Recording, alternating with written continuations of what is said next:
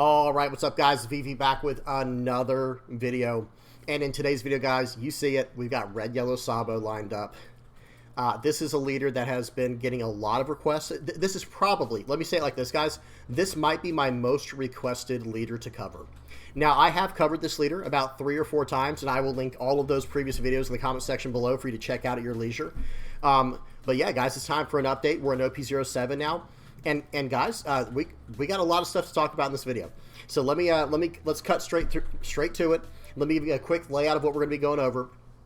First up, we're going to be checking out we're going to go to OnePieceTopDecks.com and we're going to check out the format. Because guys, this is probably the healthiest looking format I've seen in a while, and I think you guys are going to see what I'm saying when we get into it. Okay, so we're going to check that out first. Second, we're going to go over to the sim. We're going to check out 5 games on the sim of me playing Red Yellow Sabo. Okay? Excuse me. And I'm going to be playing, how do I say this? Okay, let me slow down. In that portion of the video, I will be playing 5 different games on 5 different Red Yellow Sabo lists. And we will talk about all those after that on the sim. And there's this effect is so generic, guys. We'll talk more about it as we get into it. Let me not get ahead of myself.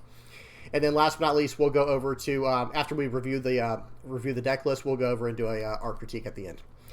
Okay, now, let's dive into this video, because we have a lot to talk about, guys. Let's just get straight into it. Like I said, first and foremost, we do have to check out the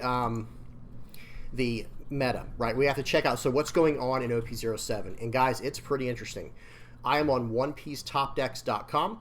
If you want to check out all of these lists individually, you can do that. But that is not really the direction we're taking today's video, right? We're not trying to review every deck list. We're just going to kind of talk about what's winning and what to expect, right?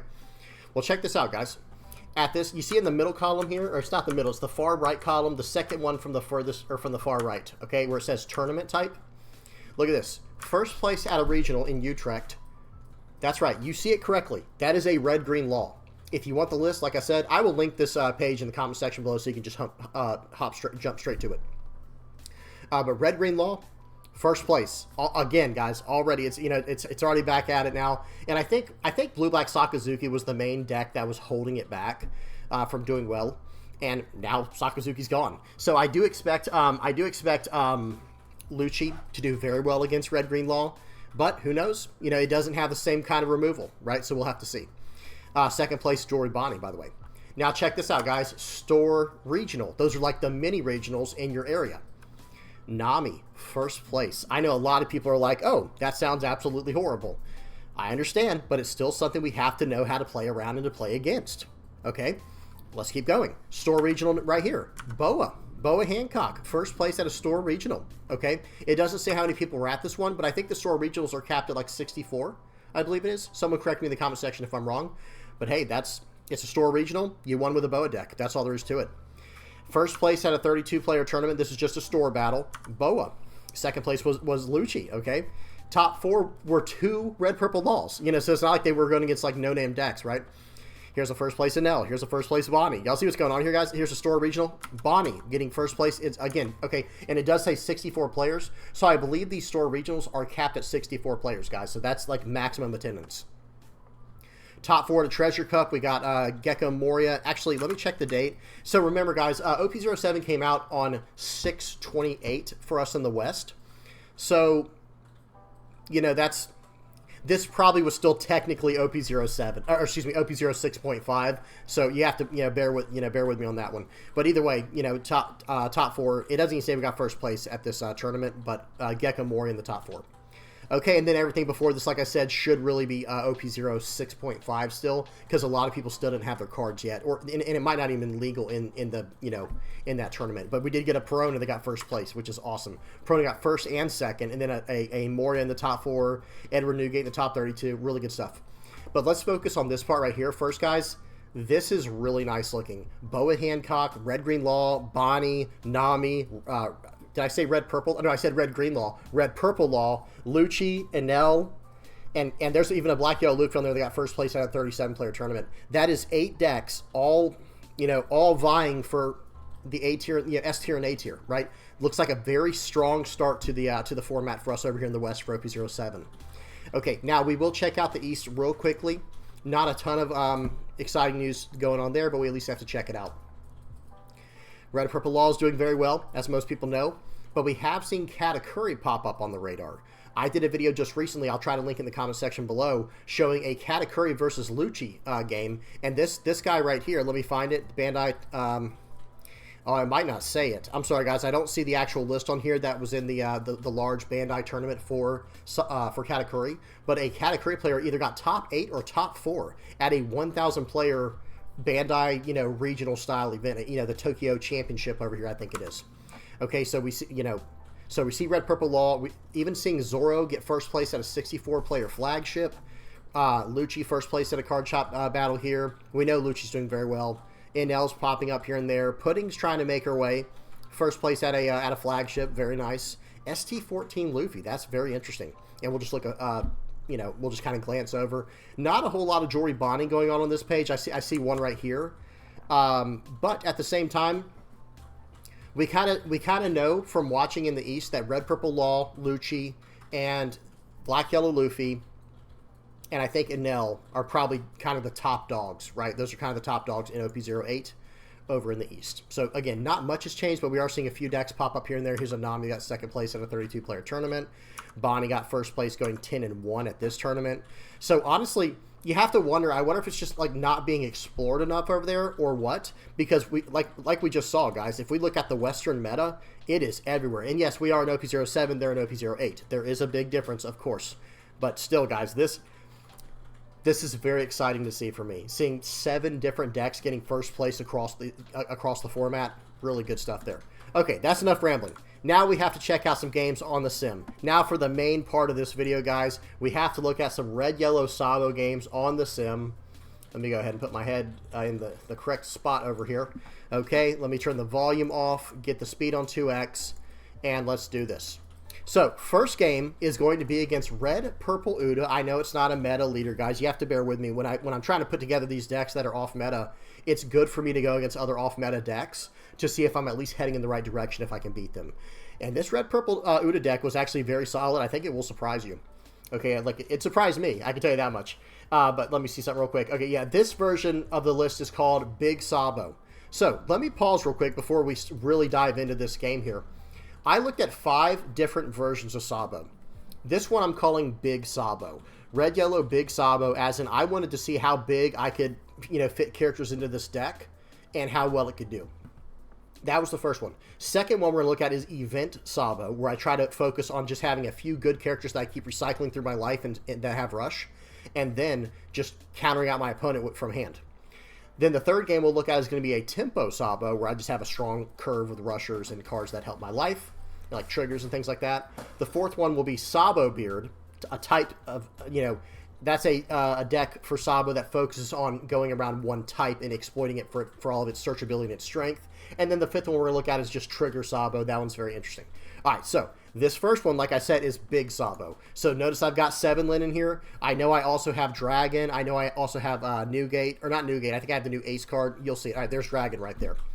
Okay, so in this situation, they play out Shiraya. Remember, guys, Shiraya is a film card, and he has on attack and when blocking. He's a blocker as well. He will match your leader's attack, or excuse me, your leader's power. So, very strong defensive card, and it's a film searchable card, perfect for Uta, Red Purple Uta. All right, I play out Frankie because I want to show you guys a nice little trick here that Frankie can do. So I think I'm going to take this aggressively. Very good. We're going to take that, and then watch this, guys. I'm going to play out Flampe to take a life, okay? I'm just making sure I have all the numbers right before I pull on this crazy play here. So that drew my top card of life and a card from my deck. Now it's going to be I need to swing with my Frankie first, right? So that way they can't get maximum value on Uta. Swing 7. Okay, let's see what he does. He's probably just going to take this. He does. He takes this. And then I don't really have a great follow-up because I do need to... So I play out the Bonnie, and then I'm going to put a Dawn on my leader. Okay, watch this. I'm making sure I do everything in the right order. Okay, I put Frankie back into my life. Now, notice where Frankie is in my life. He is life number 2.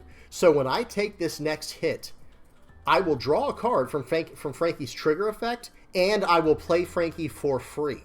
That There's something there, guys. Okay, I'm not saying that we have to build the whole deck around that, but that is just an incredible synergy within the deck. Now, the Bonnie here is OP-08, guys. I'm sorry. Like I said, I'm trying to focus more on OP-07, but I did at least want to mess around with this Bonnie. Oh, look what I got off my life. It was a Frankie, which drew me a card.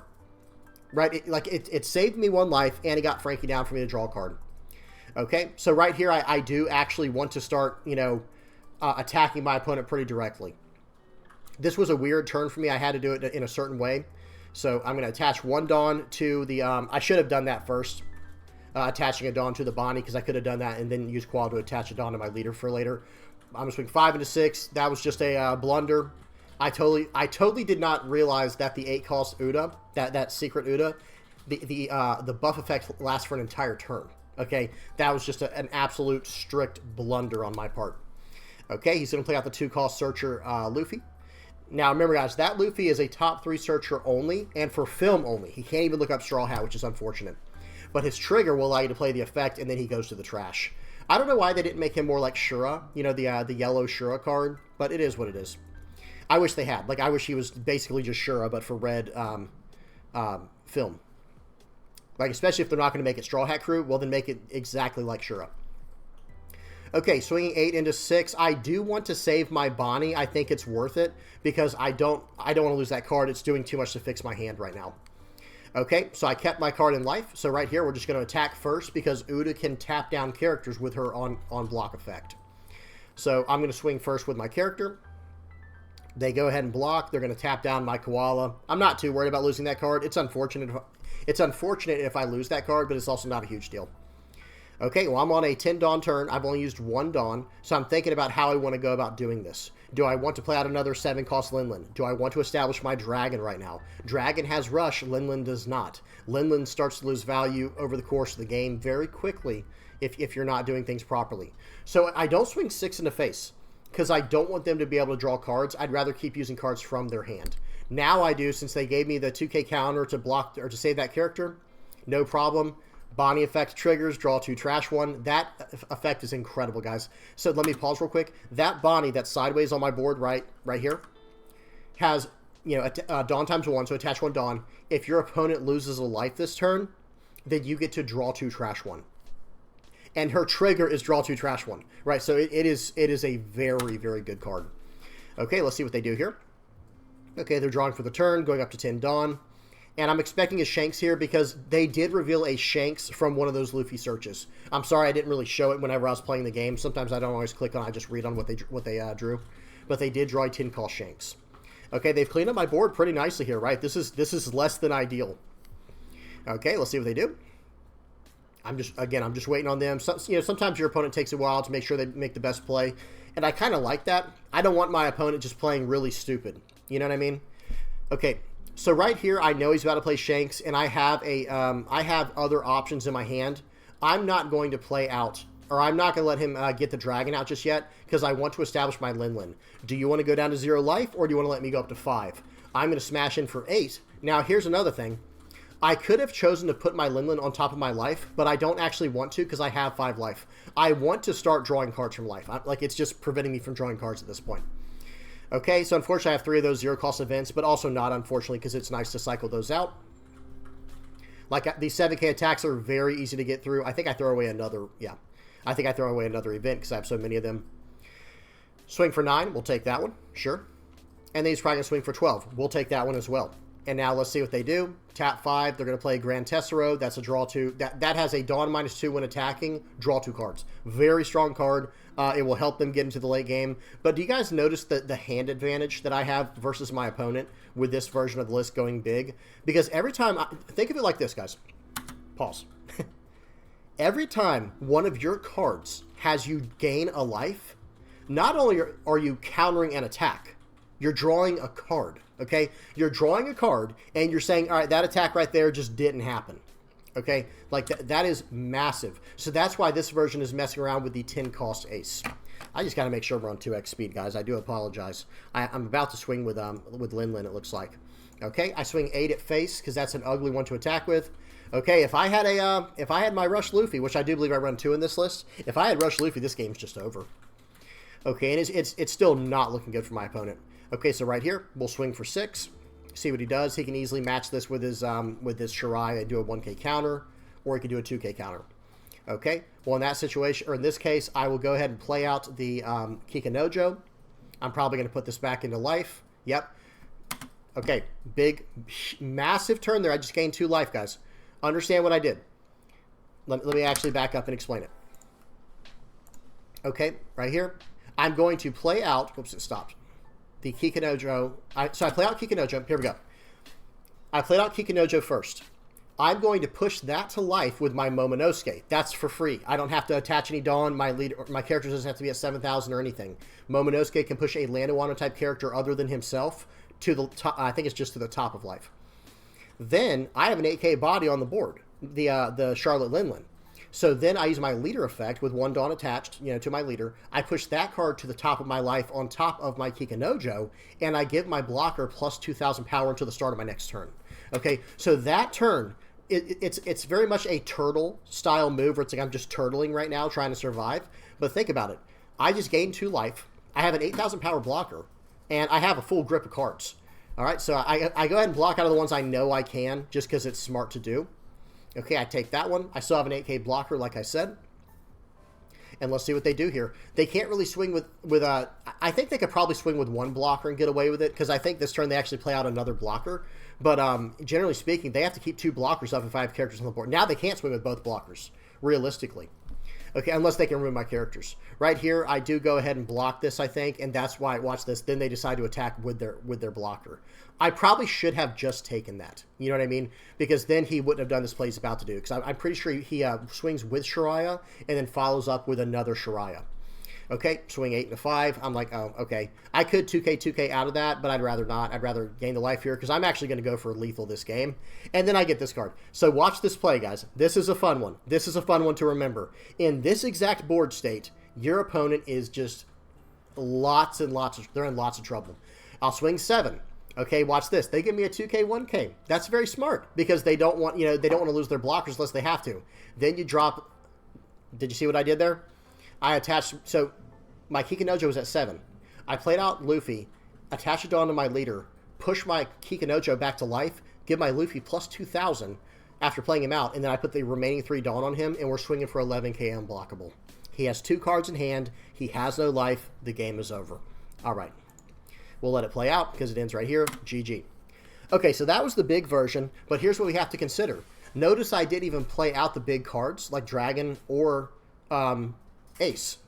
So we'll have to see about finding a balance there. I'm not saying they were bad cards, by the way. I'm just saying that, like, in a situation like this, maybe if it was a closer game, I would have needed them. But maybe we need to build a little lower to the ground. So that was the big Sabo. Next up, we have Event Sabo. This one's very interesting as well. This one is not close to being finished, but I think you'll see the concept here. And we're going against a purple-yellow Pudding. So this is OP-08, but I think my entire list outside of Bonnie is OP-07. And if you don't, since we don't have Bonnie yet, which is OP-08, that can be anything else in its spot that is like it could even be like a Shirahoshi, to be honest. I'm not saying it should be, but it could just be anything that you think might draw you some cards. Any kind of card that can help you fix your hand.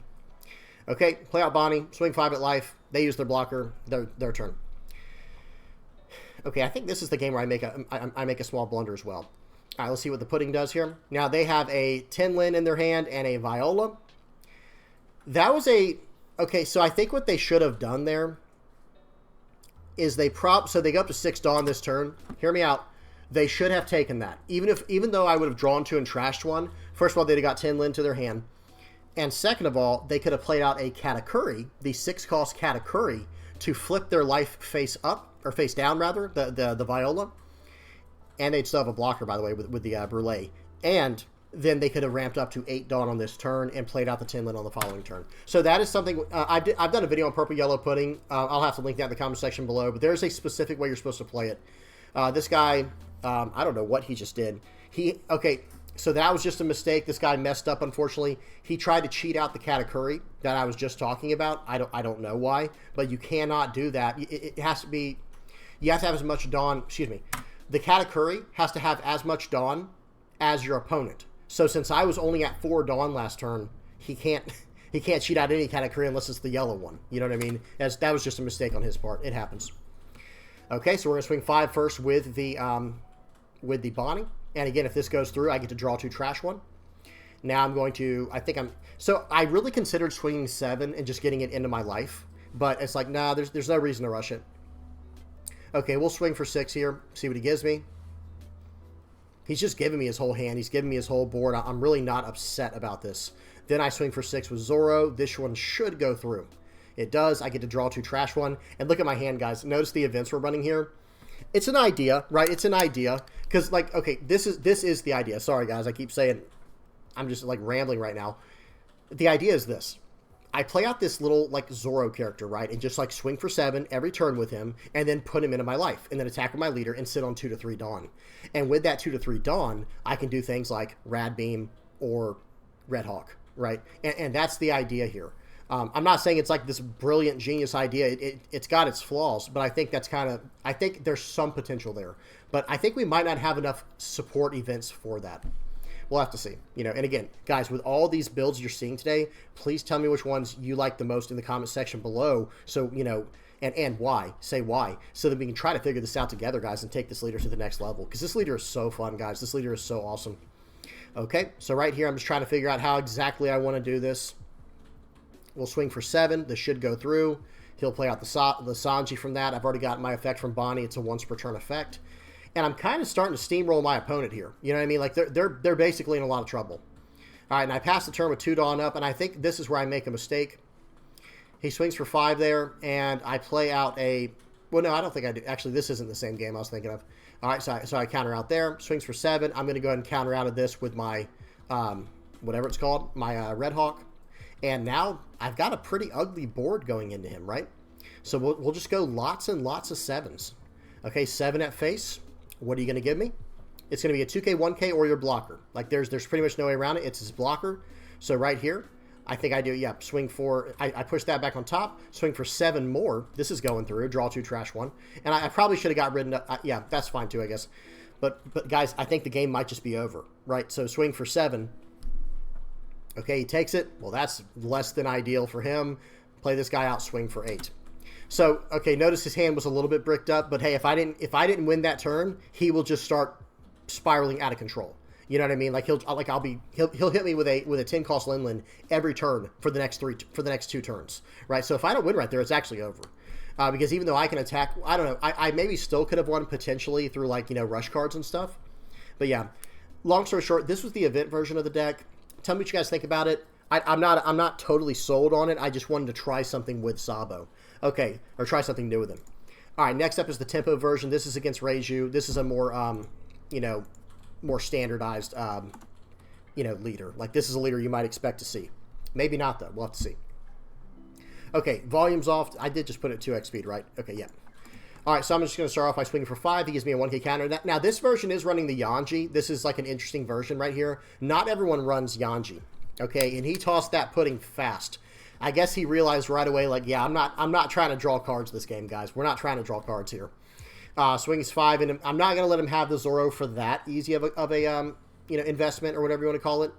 So right there, he decides, I guess he did not have a 7-cost guy in his trash, or maybe he didn't want to go down that far in Dawn just yet.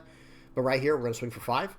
And remember, guys, this is my tempo version of the list. I swung for 5, swing for 6. He's at 4K. He had to give me a 2K, 1K to get out of that. And now I don't care if you attack my guys. Right now, I don't really care. Because I'm starting to get set up very nicely to just start steamrolling, you know, my opponent here. 5 and a 5. I had to let that go because he's just going to use the effect because I saw him search it up with the stage. I would have let it go anyway because I'm not going to use one of my 2K counters on saving that card here because he can swing into it like 2 more times. At like minimum 2 more times. Okay, so right here, let's see what he does. He's going to play out the Yanji. Going to get a blocker. Very nice. I do think that card's decent as like a 1 or a 2 of in the Reiju deck, but I don't think it's like incredible. Okay, so this is coming in for 6. I do counter out of this one because I see 2 more attacks coming my way. He does not attack with his Ikiji. Or is that Ikiji? Or Niji? Ikiji, yeah. He does not attack with the Ikiji because he does not want to, you know, he doesn't want to jeopardize losing it on the following turn. Okay, right there he just lets it go instead of using his blocker, and then even there he doesn't use the blocker. So I'm a little confused by that. I think that was just a mistake on his part. I don't think he realized it was a 6K blocker already. Because remember, guys, he's a 6K blocker if you have less than or equal to your opponent's Dawn. So plays out Reiju. He's going to draw a bunch of cards here. He's probably going to attack into my Karasu. You can have it. That card is just a filler card in a deck like this. All right, so right here, we're about to start a little loop with Lin. I go for the board in this situation, guys. We're not in any rush. We're not in any rush at all. Okay, so he takes that. I'm just beating into him right now. I'll put the blocker on top and raise my Lin to a 10K, and now I can just smash in again with that dragon. 7 cost Lin, yeah, the game's over. But 7 cost Lin is just absolutely insane in a build like this, where like, okay, every time I play him out, you're losing a life or I'm gaining one. And then I'm going to gain another life from the Lin and do it again next turn. So more than likely, you're just going to gain 2 life every turn. It is a big Dawn investment, and I think the only way to justify doing that is having enough triggers to offset, like to potentially get triggers from the life you're gaining, so you can get some type of tempo back. But it is nice to have. And if you play it on curve and you don't have to gain life with it, and you just have an 8K on the board, or in this case, a 10K on the board, why not, right? That's just super strong. So this was a good version of the tempo version, or tempo variant of Red Yellow Sabo. All right, next up.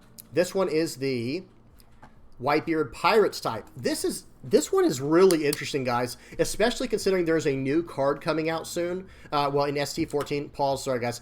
There's a new card coming out in ST14. Spoiler, sorry. It is a 7 cost, 8,000 power Edward Newgate, so Whitebeard Pirate searchable. And it has on play, so 7 cost, 8,000 power, right? On play, attach a Dawn to your leader. Okay, well, you already know what I'm thinking there. I could just use my leader's effect right away. And the card has an activate main to pop a character on the activate main, rest this card, and then pop a 5,000 power or less. It's just built for a deck like this. Okay, now real quick, I'm going to hit play again. Oh, I didn't even put it on 2x speed, did I? There we go. Whoops, I think I kind of missed it. No, I got it. Okay. Now, here's the thing, guys.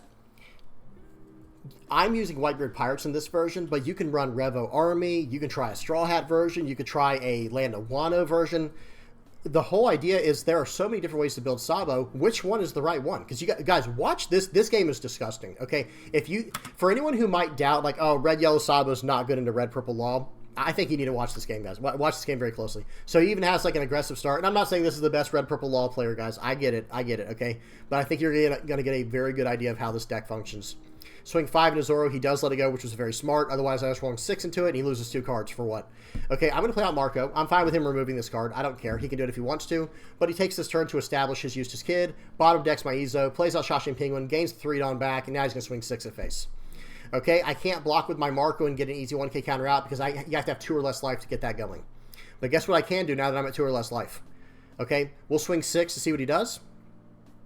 Okay, and now we will swing 7 with Ace.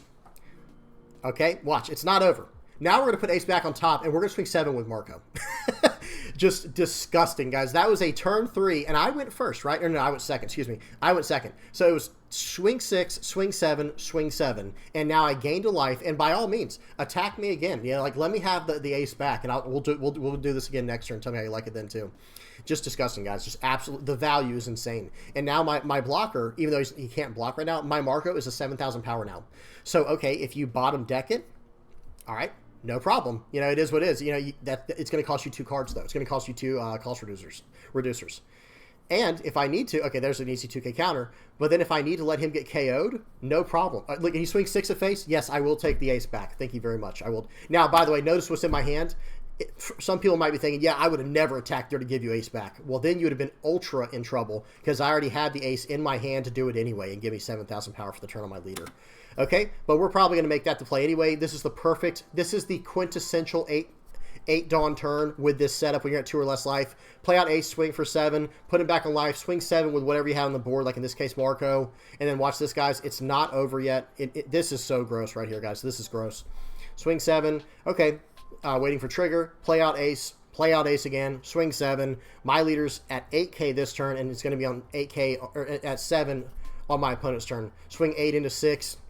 You just lost your blocker. There's no way he's defending out of this. I mean, maybe he could have defended out of that, but it's highly unlikely. And now look at my board, guys. Look at my board. 3 7Ks. Which one do you want to attack? Which one do you want to attack? You want to attack my leader? And I have 6 cards in hand, by the way. Only 1 2K, but all the rest are 1K counters. It's like, which one do you want to attack? My blocker, which I can revive easily. My my ace or my leader. It's like there's no right answer. I guess the right answer is maybe ace. Maybe that's the right answer. I don't even know. All right, let's see what he does. He's got 9 Dawn for this turn. Yeah, he has a lot of stuff to play with here. He's low on Dawn because I've been attacking into the board as much as I can. But let's see what he does. Okay, he's taking a while here. This guy is taking a little while. That's spicy. Plays out the new Zoro, or excuse me, I think it's like the OP-0, was it 4 Zoro? I'm just going crazy with my mouse there. I'm like, what are you going to do, man? Go, go, go. Sometimes I get impatient when I'm playing. I'm human, guys. I'm just like everybody else. I'm human. And it's like, bro, attack. All right, so right here, he swings for 6 into the Marco. That is, of course, not the right target, because now I just bring it back with a 1K counter when I let it get KO'd. Trashing the Vista that I don't need against this matchup, which I can use again. So real quick, guys, if I needed to, understand the possibilities I have with this hand right here. I can play out Koala to -3000 the Eustace Kid, and then pop it with my Marco, my 5-cost Marco, or my Vista. So, like, there are some options there. Okay, let's see what he does here. 5 into 5. Again, I'll just give you a 1K counter. I'm just not worried about it. And let's see what he does here. Okay, that's a disgusting top deck, right? That's a disgusting top deck. Let's see how it goes for him. We'll swing 7 at face here, and most people would take this. This is actually arguably the right play if you don't know that I have Luffy. Oh, so we'll attach 1 Dawn to the leader. We'll play out Luffy, push this guy back, go +2000 to Luffy, go +4, swing for 12, unblockable. You have 3 cards in hand. GG. Now, this guy, it takes him a while to process it. You know, he just decides he's just going to... Maybe he was expecting me to leave out of frustration, but I was like, you know, we're just going to ride it out. Because, hey, when I review this video later, it'll be on 2x speed anyway. But I've definitely been in the situation where you don't want to talk about it, right? It's like, you know what? I don't want to talk about it.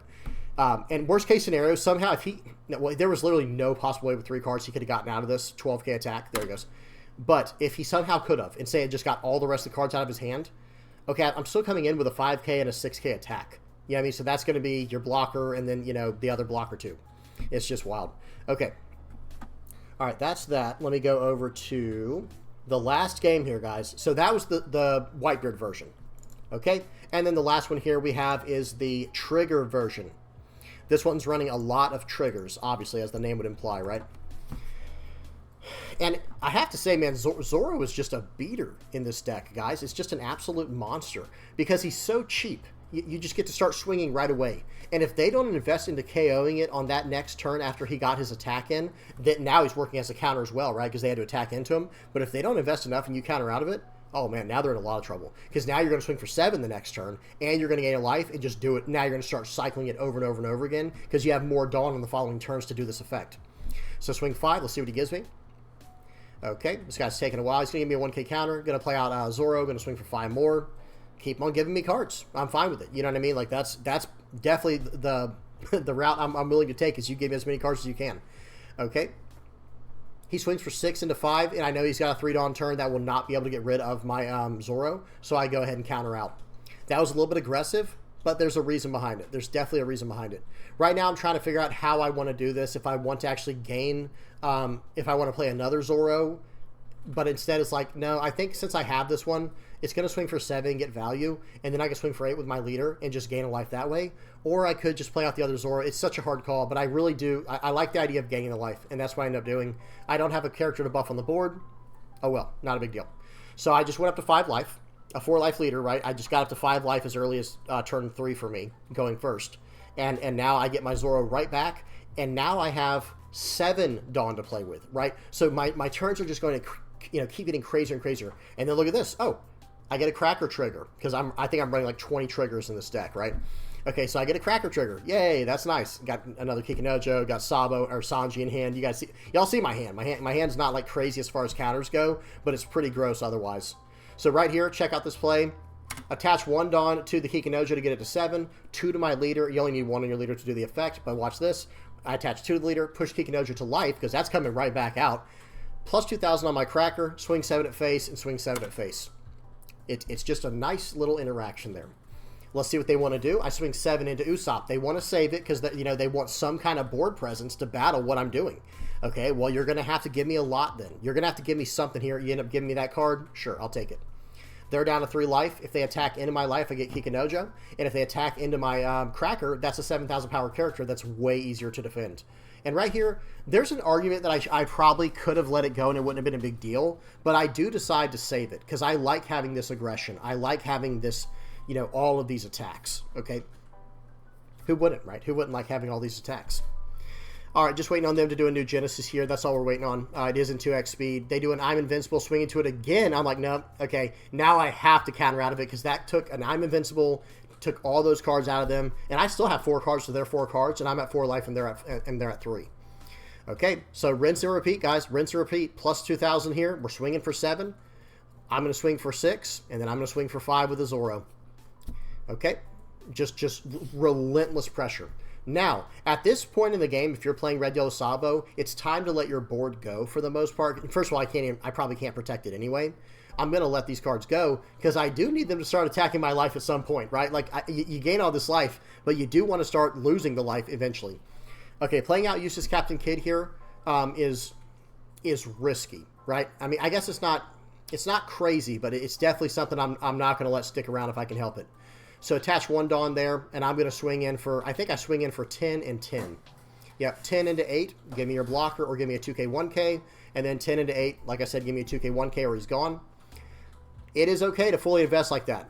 Now, if anyone's wondering why I did not push my Cracker back to the top of my life, it's because I just don't want to. Like, I want to start losing life, like I said. If they attack enemy this turn, we're taking it, and we're getting a 6K body. He was like, yep, we're not doing that. Okay, so notice his Eustace Kid does not have a Dawn attached to it, so I can swing past it, but I'd rather just keep taking it out. You know what I mean? I would rather just keep taking this character out. Okay, so swing 12 and 8. There's no way he's getting out of that one if you couldn't get out of the 10K attack. Okay, he's going to let that go. And I think I do know he has an I'm Invincible in hand from the Nami search. If I'm not mistaken, it was something I saw in the game where I knew I was very comfortable making that attack. Plays out Luffy. That's what I saw he had. I saw him get... Now, there's another I'm Invincible from the top. I saw him get that Luffy from one of the searches. Now I've got Kikanojo in play. Yeah, sure. Attack me again. You know, like, this guy is... I don't think he understands how much danger he's in, or maybe he just doesn't care. Maybe he just doesn't care. Or maybe he feels like he has no other option. I literally don't know. Okay, so right here, we're just going to go 7s across the board, and I think this might be game. Okay, let's see what happens. 1 Dawn attachment, swing 7. You love to see it. What are you going to give me? And that will tell me everything. If he takes this one, okay, that's a really bad sign, right? That's a really bad sign if you're taking it this early, seeing I have all these attacks left. But that's okay. We're just going to keep going. So 7 into 5. Look at it. I think he's about to give me his Luffy. Yeah, because he just doesn't have a way to get out of it, and I don't think he wants to take his last life. Yep, I'll take it. All right, so right here, I think I attach 1 Dawn on my leader, push a Kikanojo back, plus 2,000 to Cracker. We're going to come in for 9. Now, I'm trying to end the game now. Now it's going to be 9, and then swing for, what is this, 12. Okay, GG. So there you go, guys. That was the 5 games. This was the trigger-heavy version of what's his name, of Sabo. And notice I didn't have Jewelry Bonnie in all of these deck lists. There are going to be ways to change out, and we'll talk about that now. And I need you guys to help me. Which version is the best one, guys? I would love to know. I would love for y'all to tell me which one y'all think is the best version and why. You know, just tell me, like, hey, I think this one's better because of this. I've been doing well with this list. I've been doing well with this list. Whatever the case might be, right? Just tell me. Give me a heads up in the comment section below because I'm trying to figure this out. Because I wrote this down over here, guys. Let me see. Let me just, like, bring it over so y'all can see it. Like, these were the ideas that I had. I don't know why I can't bring it past here, but you'll just have to read it at the top here. So, go big Sabo. That's, like, you know, going super big. Event heavy. X-type Sabo. So, Whitebeard, Straw Hat, Revo Army, whatever kind of type you want to focus around. Trigger Sabo, Rush Sabo, Tempo Sabo, and Stall Sabo. So, that would almost be like a Big Mom Pirates version of Sabo or something with Rushers. But this is the big version. And notice the only deck in here that is OP-08 is the Jewelry Bonnie. But guess what? You can actually just take this card out if you want to.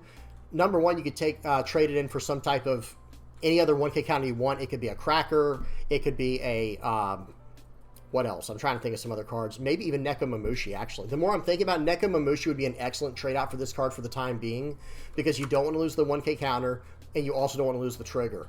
Nekomamushi's trigger is a little bit different than this one, but it's not so different that you can't really play around it. But I think Jewelry Bonnie, just giving you guys a sneak peek into OP-08 for Sabo, Jewelry Bonnie will probably be a must. I think the card is, guys, see how I did in my games. Like, I think the card has a lot of potential. And then the trigger, draw 2 trash 1, we'll take it every time.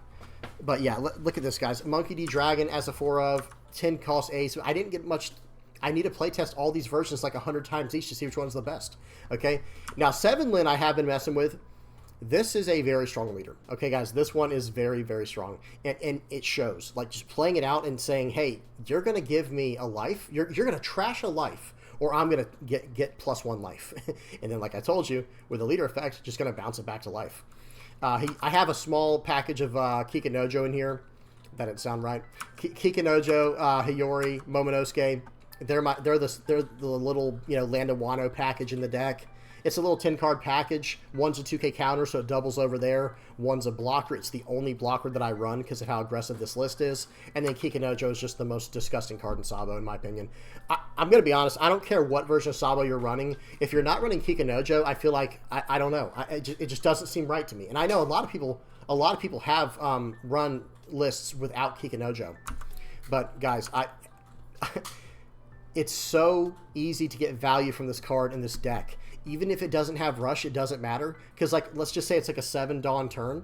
Or 6 Dawn, excuse me. It starts as early as a 6 Dawn turn or a 5 Dawn turn if you have a way to attach a Dawn. So if you're on a 6 Dawn turn, you play out Kikanojo, attach a Dawn to her, attach a Dawn to your leader, you swing in for, put the card back to your life first. Put Kikanojo into life first, and then swing for 6. Okay? You swing for 6, and then you actually just eat their next attack, and your Kikanojo comes right back. So it's not like you slowed yourself down by losing a body on the board. You just made them have to think more about their attacks. And then if they KO it, you draw a card, right? Or excuse me, you gain another card to your life. Like I said, the value in this card is just insane in this deck, guys. Luffy, I don't have to explain. This card is so good. Kid and Killer, I think, is only good as like a 2 of. Because sometimes I would actually rather battle for the board. Like, if I see me and my opponent have reached, like, somewhat of a stalemate where it's like, okay, now our boards are equivalent, our life is equivalent, and our hand size is equivalent, or, like, very close to being equal, well, then I'm just going to start eating your board up and gaining life every turn. Because I'm going to smash in with, like, a dragon to take out your character. And against most decks, that's not a great idea, because now they can just smash into your dragon, right? Well, against this list, it's like, no, you're not. I'm just going to put that back in my life, and now you have nothing to attack into or nothing to KO on the board, right? And then I'm buffing another character's, you know, something else that might be on the board, like a blocker, or some other character might be on the board for me to buff. And like I said, I gained a life in the process, and now if you hit me, I'm going to rinse and repeat and do it again. Like, it's just going to keep coming at them. Like, it's just keep attacking, okay? So that's the big version of this deck, right? Things aren't sounding right at the end here, guys. Pause. Things are not sounding right anymore. Okay, where's my mind at, right? All right, so that was the big version of Red Yellow Sabo. Now let's look at the event version.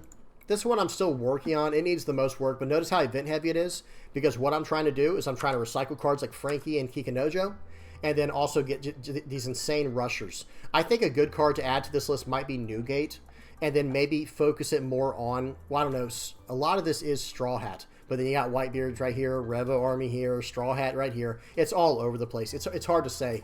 And I will say that as let me mention that real quick. If I go to events, Red and Yellow's events are like the most lackluster to me for what we're trying to do. Not in general. We all know how good Rad Beam is. That's not the. And notice I run 4 of those. But you know, I don't know. Maybe at this point, okay, I just kind of had this epiphany pop up in my head. Like, I think what I would probably do if I wanted to keep going with this version of the list, not saying I do, but if I did want to keep going with this version of the list, I would probably swap out the Bonnies, because this is OP-08, swap these out for Nami, for the 1-cost Nami top 5 Straw Hat search, and then I would just have all of my events be Straw Hat. Because you can also do, for this card right here, You're the One Who Should Disappear, you have Bad Manners Kit Course, which is a 0-cost 3K. It's not quite as good, I think, as You're the One Who Should Disappear. This card alone has 1 games, but I'm sure this card has as well, right? That trigger does minus 3,000 to a leader or character for the turn.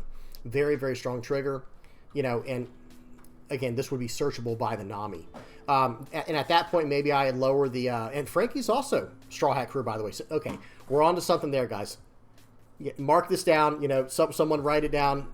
This is something to explore in the future with Red, Yellow, Sabo, Straw Hat Crew. And that would maybe be a very event-heavy deck that was winning the game off just recycling your rushers nonstop from your life, and even cards like Frankie. And then have a small amount of, you know, Kikanojo and Satori. You know, because I still think Kikanojo needs to be in there. No matter how small you have to make that card in the list, like, okay, we'll run as like a 2, 3, 4 of whatever. The value is just too high in my opinion. I don't know how else to explain it. Okay, good stuff there. Let me see if Jushot, no, that's Vinsmoke family. I was gonna say maybe even this would be kind of fun to mess around with in the list. That would be kind of interesting. All right, so that's the event version. Okay, this was my least favorite version as is. I'm just gonna tell you guys right now. The first one we saw, Big Sabo, there's something there. That was very fun. But the next one we're gonna look at is the Tempo Sabo. Let me see if I can remember what I even called that one, because I don't think I called it Tempo. Oh gosh, hang on guys, y'all bear with me. We got Gas Guzzler, Edit, Trigger, X. Okay, let's... Wait. Is it Sabo 2? We're going to try this one. Load. This might be it. This might be it, actually. I don't know. If it's not, then I think the only... No, this is definitely the Revo Army one. That's... Okay, sorry, guys. That's just not it. Y'all bear with me for a second. Let's go ahead and look at triggers first, and I'll try to go back to that one if I can remember. Because I don't remember what I called it, and sometimes I change lists, and I'm scared that I got rid of that one. That would make me very upset. Anyway, so here, this is the trigger version that we just saw. Okay, I was running Namis in there, running the Crackers. We saw the Sanjis, Nekomamushi, Kikanojo. It's just running tons and tons of triggers. Like, let me see, 4, 8, 12, 16, 20, 22. So it's almost half the deck is triggers, and technically half the deck kind of is triggers if you're running these ace cards and these the 2-cost ace and 2-cost Luffys, because I run 8 of those. You know what I mean? So whenever I put them in my life from Sabo, I can just play them right back into the, put them right back into play with the 2-cost guys. So this version was interesting, but it really is just a trigger-heavy deck. This one feels the most gimmicky, where it's like, okay, if it goes off, it absolutely pops off, right? If this deck goes off, it does what it does, and it feels really, really strong. But if you don't hit, like, aggressive triggers, it just feels... It feels so meh. I don't know how else to say it, guys. Not saying it can't win, just saying it doesn't feel as good. All right, and lastly, before I try to find that Tempo version again, is the Sabo Beard one. I just think this list is going to be the way to go, probably going forward. I think it's 7. Let me see. Yes. Yeah, I think this is it right here. This is the list I was running for the Sabo Beard version. If it's not the exact list, I might have made a few revisions here and there, but I'm pretty sure this is it.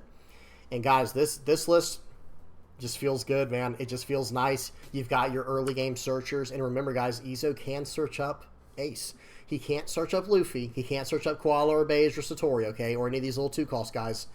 But it can search up all this. So 1, 2, 3, 4, 5, 6, 7, 8. So or 6 times 4 is 24 plus 2. So 26 cards. It can search up half the deck, right? Which is very, very... That's going to be a pretty consistent search to hit for a top 5 search, right? Excuse me. And then as we get access to new cards, like I was saying at ST14, or ST15, I think it is, we're going to be getting some new Whitebeard Pirate support, some new Whitebeard Pirate cards, and they're solid, guys. They're very, very good. I think there's an ace coming out, and like another ace, and I think there's also, like I said, a Whitebeard coming out, a 7-cost Whitebeard. Incredible. I'm sorry I don't have that slide prepared for today's video, but trust me, that card is very good. It's a 7-cost, 8,000 power card. On play, Dawn 1 to your character or leader. Like, you attach one Rested Dawn to your leader or your character, and then you can activate main to tap the Whitebeard card to pop a 5,000 power less card. Really, really strong. And it would be perfect to search up with Izo and to just go straight on your path here. And then it's also a really nice curve, right, where it's like, okay, here's your 5-drop in this deck, and then that would be your 7-drop, the new Whitebeard coming out that I was talking about, and here's your 9-drop. It's just like this perfect curve. And there's other 5-drops as well if you don't get the ace. Like, you still have your Luffys, you still have your Marcos. And in this list, I'm just not scared to lose Luffy. I'm not going to just throw him away for no reason, but I'm not scared to lose this card. Because first of all, I run 4 of them. And second of all, I run all these ace rushers. Just all kinds of stuff. Unfortunately, Jozu cannot rush in this deck. You do have to have a Whitebeard Pirates leader, but still. Okay, that was that one. Now let's try to find that. We're just got to sort through. Hey, this is a red, yellow Sabo video, guys, right? So you guys are going to get to see all kinds of different Sabo sauce here. Let me get down to the bottom. Sabo update. I bet this is it. No, it's not that one, because I'm pretty sure Ace was in there. Because it curved out, too. It had a strong curve. So Saka, so that's like a Sakazuki deck. So Savo The idea is instead of Sabo and Revo Army, these are my Revolutionary Army decks. I'll at least show you guys this. I have not had success with these decks, like, whatsoever. I'm still working on these. I wonder, wait, but I did have, was that the game against Rayleigh? Maybe this is the list.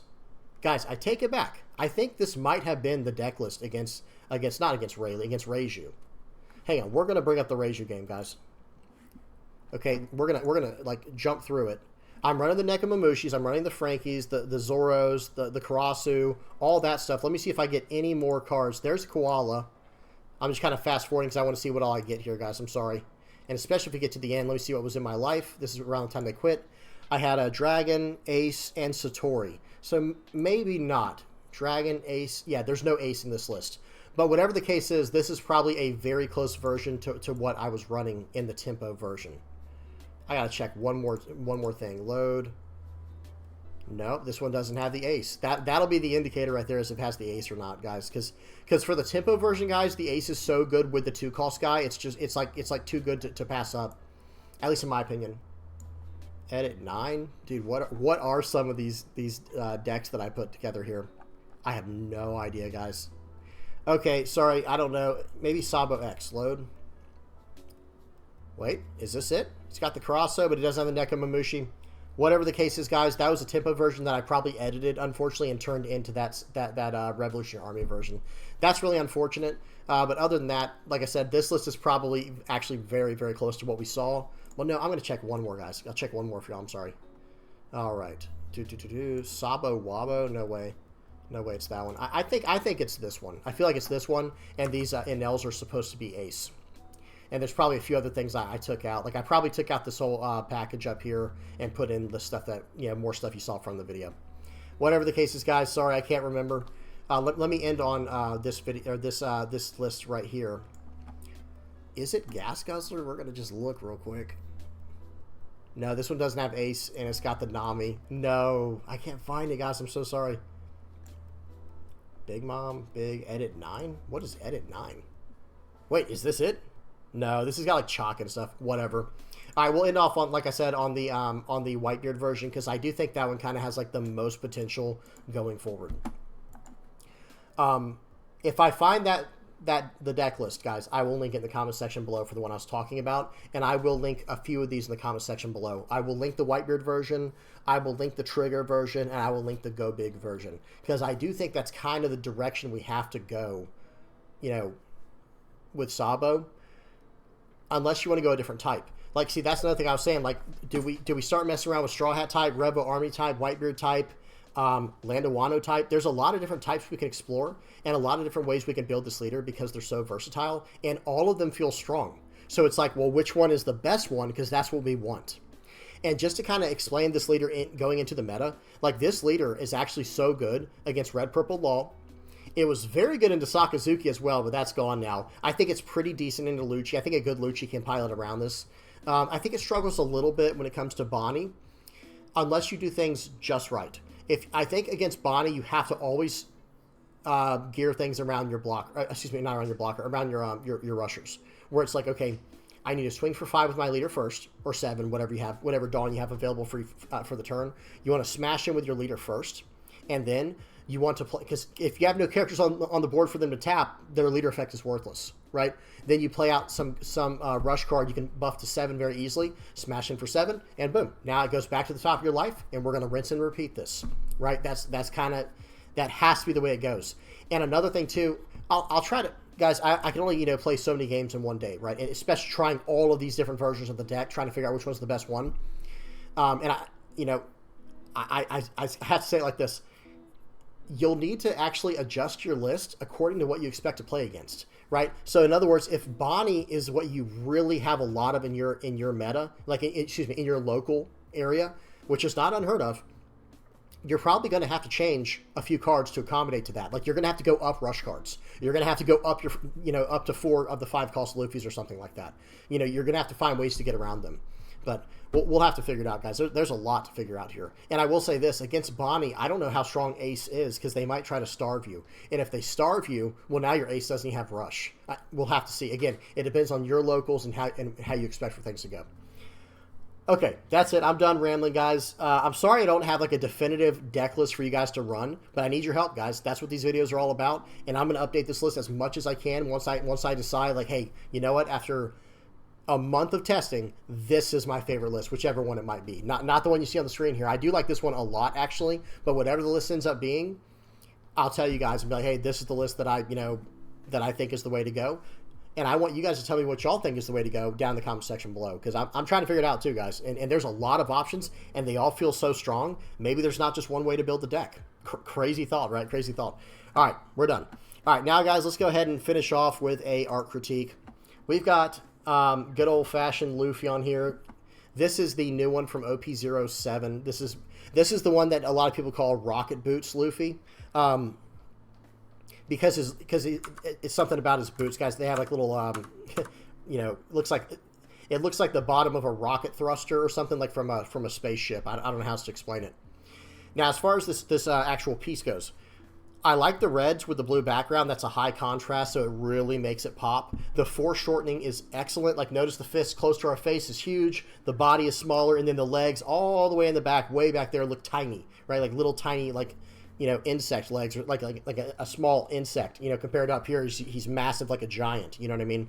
So really cool stuff there. And then if you look in the background, we got some computer chips going on back here, some type of like motherboard or computer programming stuff going on here, or, you know, computer hardware, which looks really cool. Let me like go down, and he's going through the clouds and stuff.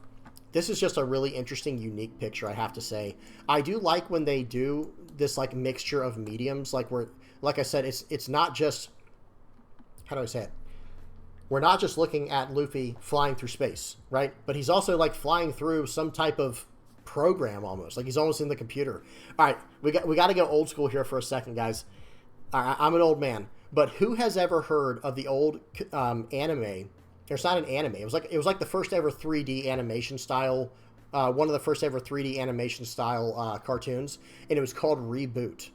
Okay, I know my old heads out there are like, oh my gosh, I remember that. That show was so awesome. It was a little corny too, but the idea of it was you're this, you're like antivirus software, okay? And they make it, you know, they, what's it called, like anthropomorphize it or whatever, like where they turn everything into humans. Like you're the antivirus software, and you're trying to destroy any kind of bad stuff that happens to the computer, and that's what this reminds me of. Like this, all this stuff going on back here, like you're inside the mainframe of a computer, and here Luffy is fighting against, you know, the bad guys, right? He's trying to fix the computer, right? He's trying to fix the system, which, as we know, with Luffy, that's what he's trying to do always anyway, right? He's trying to fight against the powers that be, right? Or the bad guys, I'll call them. Okay.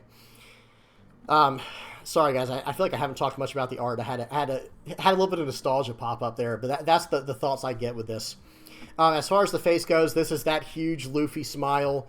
I call it a Cheshire cat smile, because, you know, you got that Cheshire grin where it's just huge, ear to ear smile. He's launching into space. This is like a Superman-esque pose, and he's just here to save the day, right? That's what I get for this, or that's what I get from this.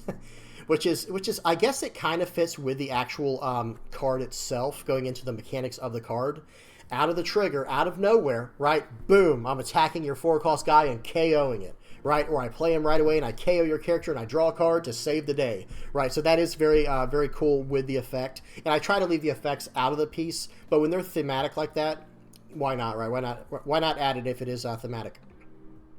All right, but that's it, guys. I'm done rambling. My voice is completely dried out right now. I'm starting to feel like I'm getting hoarse from all this rambling I've been doing. I hope you guys enjoyed the Red Yellow Sabo comprehensive guide here. And I will say there are so many different ways to build this leader, guys. Let me bring this back up for the end. There are so many different ways to build this leader. It is overwhelming. What direction do we want to go? Do we want to go super trigger heavy? Do we want to go more following a type where we can do searcher interactions?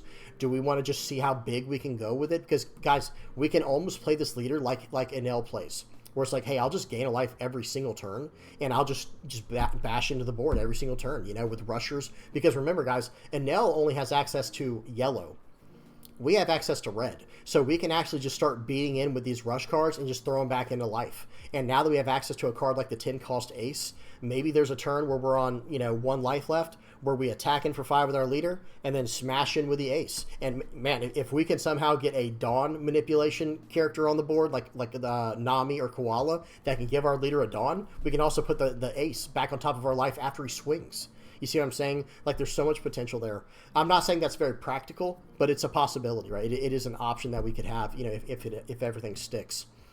But yeah, guys, I think the sky's the limits for this leader, and I hope you guys try it. I hope you guys, give me some ideas, because I'm trying to figure it out too, guys. And don't worry, I'm going to figure out what works for me, but it's going to be a simple matter of, like, there's going to be, I feel like there's going to be so many different ways to build this leader. I do want to know what y'all's favorite version of the leader is, okay, if that makes sense, and then that can give me some ideas too. So all right, that's enough. I'm done. All right, let me get up the playmat page here. Thank you to everybody who supports the channel and buys a playmat. I just sent out one today for Alex S, and appreciate you guys so much. Thank y'all so much for supporting the page, supporting the channel rather. Let me move this. There we go. And then for the patrons page, shout out to all the VV Pirates patron page people here. I added another P, the people. Okay, good stuff. You guys help me out in so many different ways. It really helps me out. And thank you to everybody who watches the channel. If you're just liking, subscribing, viewing, commenting, sharing, if you're doing any of that, you're helping me out. You're feeding the algorithm. You're just helping the channel grow more and more, and I really do appreciate it. Well, thank you guys so much. Please do not forget to like and subscribe if you've not already. And until next time, guys, peace.